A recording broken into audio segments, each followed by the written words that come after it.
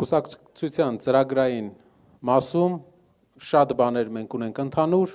եւ մի բանը, որի վրա պարոն Առաքելյանի հետ զրույցների ժամանակ մենք շեշտ ենք դրել, պարոն Առաքելյանն էլ ասեց, մենք էլ ենք կրկնել, որ Բաքվում պահվող հայ բոլոր գերիները պետք է լինեն տանը։ Նրանք այնտեղ են հայ լինելու համար եւ հայրենասեր լինելու համար։ Սա մեր համար ընդհանուր քաղաքականություն է։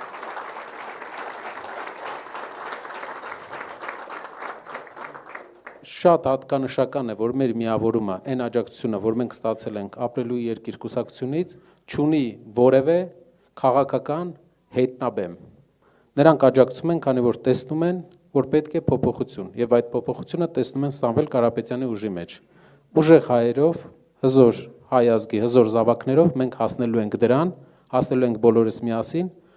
Փաշինյանը ինչքան էլ փորձի իր նոր ընկերների հետ հայ ազգի ուժեղ զավակներին ճշմարտ ենթարկել, կալանք տալ, մեկին այնտեղ, մյուսին իր հայրենիքում, չի կարողանալու, որովհետև